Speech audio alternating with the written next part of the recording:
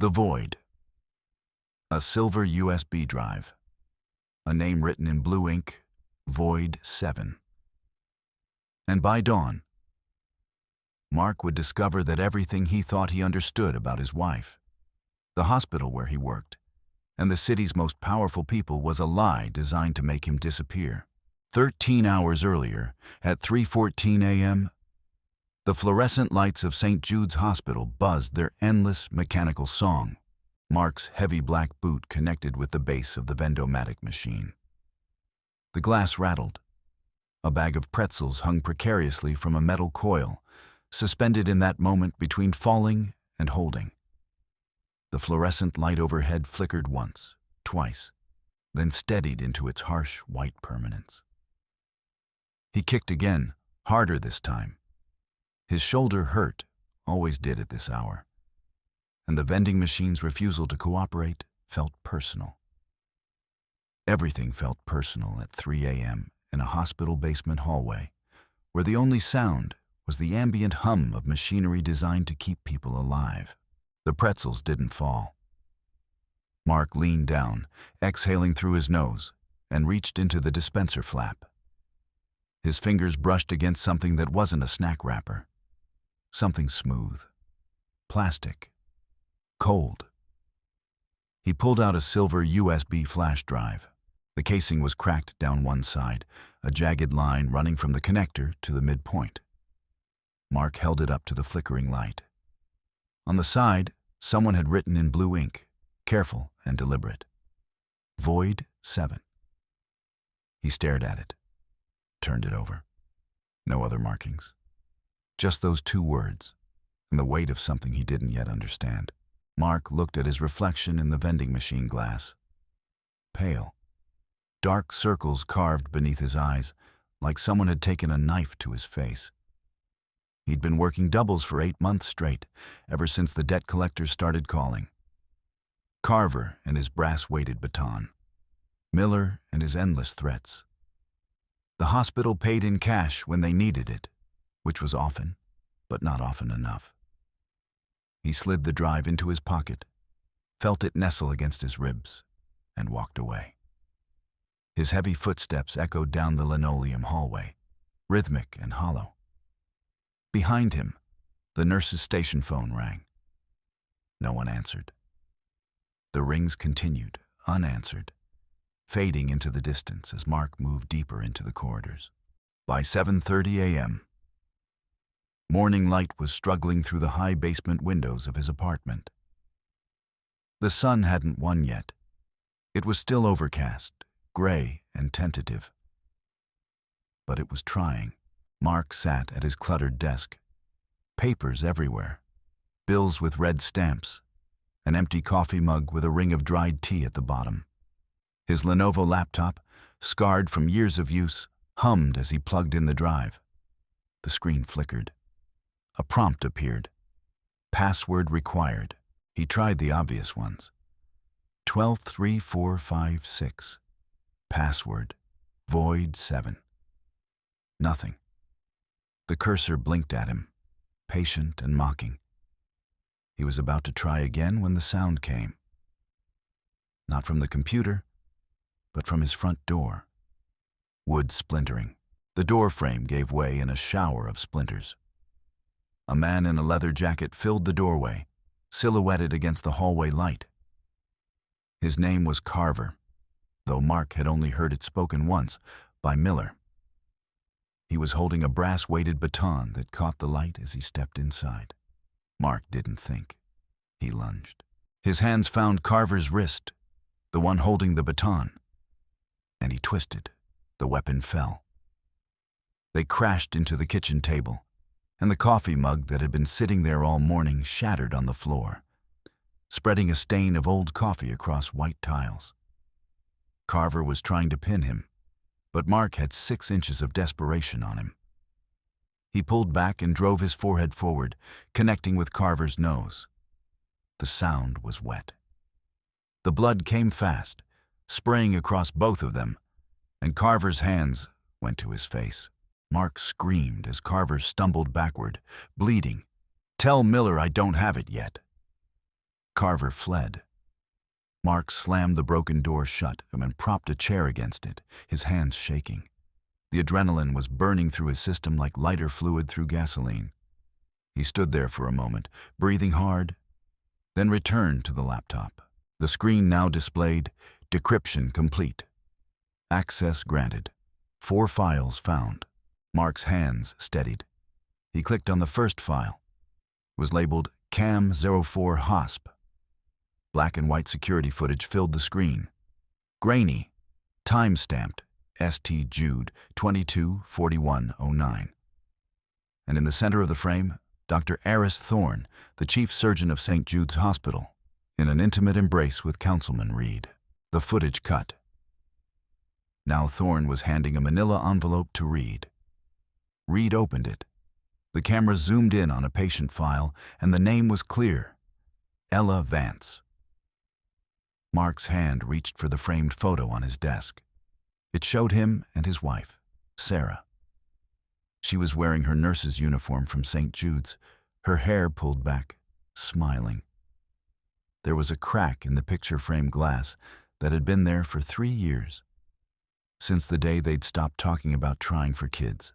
He scrolled to the next file. A spreadsheet. Rows of names with corresponding dollar amounts. Beside Sarah's name, in red text, liability. The cold started then, moving through his chest like ice water through veins. Mark heard a car pull up outside. He moved to the basement window slit and peered out. A black sedan. Someone inside, waiting, watching. He turned back to the files. The folder structure told him everything. This wasn't an affair. This was a cover. Something bigger. Something that needed a story. Something that needed a man like Mark, broke, desperate, with everything to lose, to carry the weight of it. By 10:30 p.m., the rain was coming hard, and the parking garage at St. Jude's smelled like oil and wet concrete. Mark crouched behind a concrete pillar, his breath a visible cloud in the damp air. 50 yards away, Dr. Thorne's silver Mercedes chirped as it unlocked. The neon exit sign reflected in oil puddles. Flashlights were moving in the darkness, security probably, or maybe something worse. Mark didn't know anymore. All he knew was that the files on the drive showed a pattern. All he knew was that someone had wanted him to find it. A hand clamped over his mouth from behind. Mark moved before thinking. He twisted, driving his elbow backward into the man's solar plexus. It was a hospital security guard. Mark recognized the vest, and he was trying to slip a zip tie over Mark's wrists. The guard wheezed, losing his grip.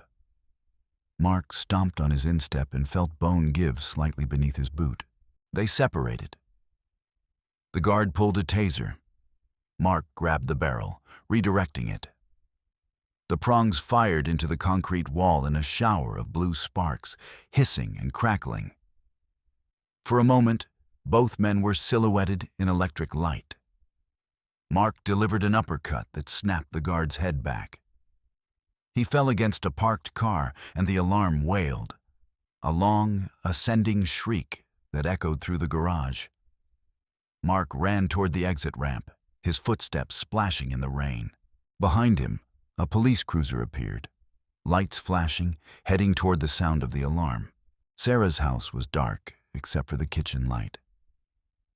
Mark stood on the porch, drenched, looking through the window. His wife was sitting at the kitchen table, staring at a stack of $100 bills tied with a surgical rubber band. He entered without knocking. Sarah jumped, startled, her hand flying to her chest. "I didn't take it, Mark," she said, her voice shaking. "He just left it here. I came home and it was on the table with..." Mark moved toward the money. On top of the stack, a note. Hospital stationery, handwritten. "For your silence on the Vance file, Dr. T." His voice came out low and dangerous. "It's a setup. He's tagging you for the malpractice." Mark flipped the stack of bills over. On the back of the bottom bill, a small tracking device was taped. Blinking red. Outside, blue and red lights began pulsing against the living room wall. Not here yet, but coming. Coming fast. "Basement," Mark said. "Now, hide." Sarah ran. Mark grabbed the money and the tracker, shoving them into his jacket. The sirens were getting louder. He pointed to the back door, and Sarah disappeared into the darkness beyond. The alley was mud and fences and the smell of wet earth. Mark vaulted the back fence and landed hard, sprinting toward the darkness.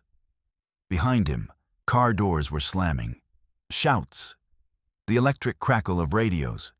He hid behind a dumpster, chest heaving. He pulled out the tracker and looked at the plastic casing. Miller Security Solutions. Understanding came to him like a punch to the gut. Miller, the man he supposedly owed money to. The man with the brass-weighted baton and the endless threats. The debt was fake. The surveillance was real. They had been watching him all along, waiting for him to find the drive. Waiting for him to become the perfect patsy. A garbage truck rumbled past. Mark tossed the tracker onto the heap as it passed. The red light disappeared into the trash, and the truck continued down the alley, its hydraulic compactor crushing everything inside. A police cruiser went after it, sirens wailing. Mark slipped into the shadows as the footsteps receded. He had a plan forming now, crystalline and terrible. He needed help from the one person he could never, ever trust. The penthouse study smelled of expensive tobacco and old paper. Mark jimmied the window lock. The shim he'd kept from his security guard days made short work of it. And stepped onto the plush red carpet. Moonlight poured through floor-to-ceiling windows, casting long shadows across mahogany furniture. He found the safe behind the painting of a hunting hound. Inside was a ledger. He opened it to the last page and began reading. Names, dates, dollar amounts. The record of something that shouldn't exist, documented by a man who believed himself untouchable. A light switched on. Dr. Eris Thorne was sitting in a wingback chair, holding a glass of scotch in one hand and a .38 revolver in the other. His face was serene, almost pleased. "You were always too curious, Mark," Thorne said, his voice smooth as silk. "That's why your hospital contract was so easy to manipulate." The doctor gestured with the gun. "Did you really think the flash drive was an accident? I needed someone with a history of debt to buy into the narrative. Someone desperate enough to do exactly what I needed him to do." Thorne dropped a photograph onto the coffee table. It slid across the glass surface and came to rest against Mark's foot. Sarah, tied to a chair in a sterile-looking room, her eyes wide with terror. Mark's vision went red. He lunged. He kicked the coffee table into Thorne's shins, and the scotch glass shattered across the floor. The revolver came up and fired. The bullet grazed Mark's shoulder, tearing through his jacket and skin, but he didn't stop. He tackled Thorne into the wall, and the air left the doctor's lungs in a shocked gasp. The curtain behind the couch flew open, and Miller stepped out, swinging a heavy lead pipe. It connected with Mark's ribs, and the world exploded into pain. Mark dropped to one knee, gasping, unable to breathe. Miller kicked him in the face. Mark's head snapped back, blood spraying from his lip. He felt himself slumping, consciousness fragmenting like a mirror struck from behind. Thorne's voice came from somewhere very far away. "Take him to the hospital. Basement ward. It's time for his final shift." Then nothing. Blue surgical lights. Mark's eyes snapped open to the rhythm of a heart monitor. Beep, beep, beep. He was strapped to a metal gurney, heavy leather restraints biting into his wrists and ankles. His ribs screamed when he tried to move. His shoulder burned. His lip was swollen to twice its normal size. Next to him, Dr. Thorne was scrubbing in at a stainless steel sink. On a computer monitor, a map of the world displayed shipping routes marked with the word Biologicals. Red lines connecting continents. Connecting corpses, Mark thought. Connecting victims. Thorne looked at Mark. The affair. A triviality, he said, his voice muffled behind the surgical mask. People will believe a man killed for love. They won't believe a city councilman sold the town's poor for their kidneys. Mark looked to his left. Sarah was on an adjacent gurney, unconscious. A surgical marker had drawn a dotted line across her abdomen. Precise. Professional. Surgical. He was alone. The police thought Sarah was a criminal. The hospital was Thorne's fortress. There was no one coming, no one to save them. The heart monitor beeped. Beeped. Beeped. Mark felt for the seam in his boot. During his years as a guard, he'd hidden a universal lockpick shim in the sole. A habit from before the bills came, before the debt, before everything fell apart. He arched his back, reaching with his thumb and forefinger. The leather was tight, resistant. His muscles screamed, "Come on, come on!" The shim fell onto the gurney frame with a soft metallic sound. He caught it, slid it into the buckle of the wrist restraint. Click. The leather popped open. He repeated the process for his other hand, working as fast as he could. Thorne was still at the sink, his back turned, humming to himself. Mark rolled off the gurney, staying low. He grabbed a scalpel from the instrument tray. The silver blade caught the blue light like a fish beneath water. He crawled toward Sarah's gurney and cut her loose. She stirred, her eyes fluttering. The sedative was wearing off. "Mark?"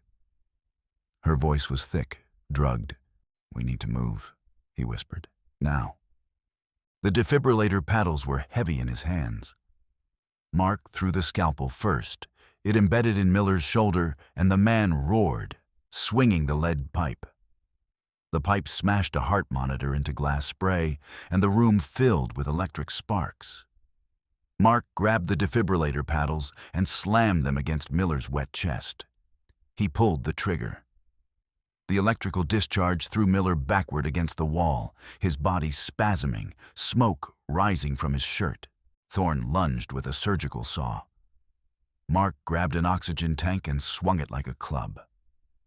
The heavy metal canister clipped Thorne's head, and the surgeon went down, blood spreading across the white floor like spilled paint. Mark pinned Thorne against the operating table. He held the silver USB drive up to the doctor's nose. "This wasn't for you, Aris. It was for me." He moved to the hospital's main server port in the room and jammed the drive in. His finger hovered over the keyboard for 1 second, one moment of absolute clarity. And then he pressed, "Upload all." The screens in the hallway began to change. Images appeared. The affair, the trafficking files, the ledger, everything, spreading across every monitor in the hospital like ink through water. By dawn, the police had arrived. SWAT teams rushed past them as Mark helped Sarah out of the hospital entrance. He was covered in blood, leaning on her, both of them exhausted in a way that had nothing to do with the physical. The gray sky above the parking lot held one thin strip of gold along the horizon. Mark stopped Sarah by her car. He handed her a small manila envelope. Inside was the original flash drive and a recorded confession he'd forced from Thorne while the hospital cameras were still rolling, capturing every word. His voice was a whisper, cracking at the edges. "Take this to the DA. Tell them you found it in Thorne's desk. Tell them I went crazy and attacked the place alone." Sarah's eyes were red, terrified. "They'll put you away, Mark." "Yes," he said. A police sergeant approached. Mark put his hands up. His expression was peaceful. He glanced at a nearby newspaper rack and saw the headline. Something about corrupt officials. Something about a corruption probe. Handcuffs clicked around his wrists. As Mark was led away toward the police car, he looked at the hospital's name on the wall. St. Jude's. The hospital where he'd worked for 5 years. The hospital where they'd kept him under surveillance. The hospital where his wife had nursed the dying and the desperate, never knowing what was happening in the floors above her. He smiled. The drive hadn't just contained files. It had contained a kill switch for the hospital's bank accounts. While he'd been trapped on the gurney, while Thorne had been monologuing, while Miller had been bleeding out, the code had been running, transferring millions to the victims' families. Every dollar they'd stolen, every dollar they'd hidden, all of it flowing out to people who'd lost everything. The police car door closed. Sarah watched from the parking lot, the manila envelope trembling in her hands. She opened it and found the photo first. Their wedding day, both of them young and unmarked by the future. On the back, 3 words. Start over. She breathed in the morning air. The gray sky was beginning to break apart. The strip of gold along the horizon was widening, inch by inch, preparing to become something true. The photograph was still in her hands, still real, still theirs once. She looked at the drive. She looked at the hospital. She looked at the police car moving away into the traffic of the morning. The end.